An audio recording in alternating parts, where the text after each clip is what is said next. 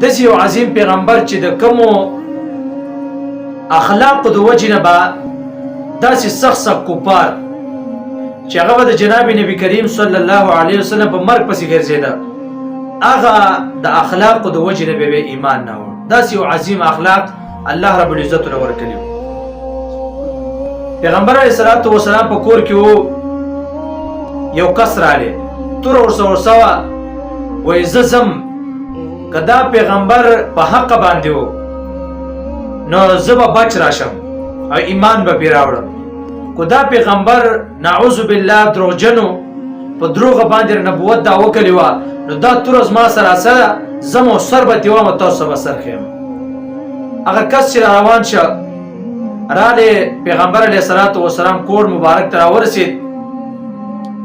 چې کله کور ته راغلی نو پیغمبر علیه الصلاۃ والسلام له بستره جوړه کړه، د رزق ارڅه بندوبست یې له وکړه.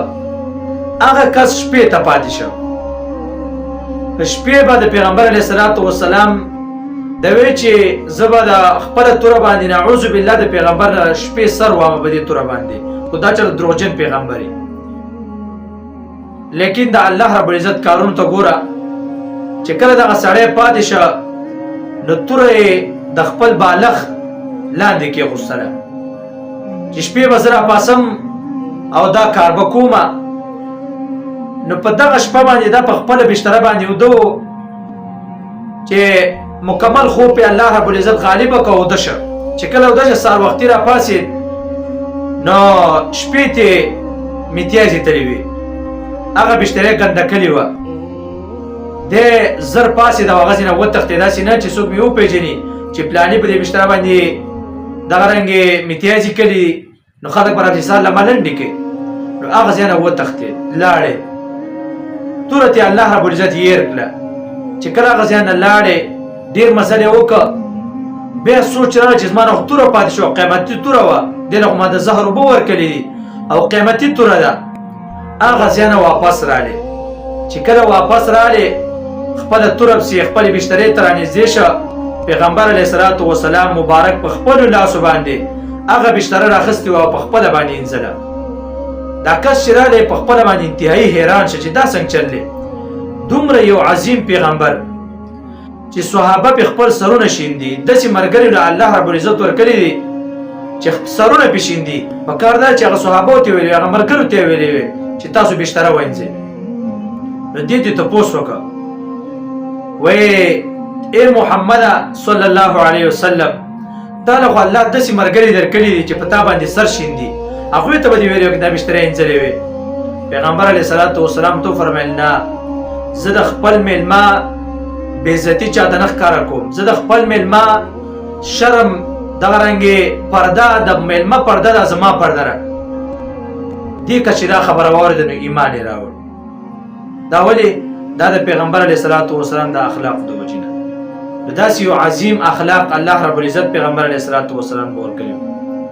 داسې اخلاق چې الله رب العزت قرآن مجید کې فرمایي اسوة حسنه، ښایسته اخلاق له الله رب العزت فرمایي موږ ورکړي.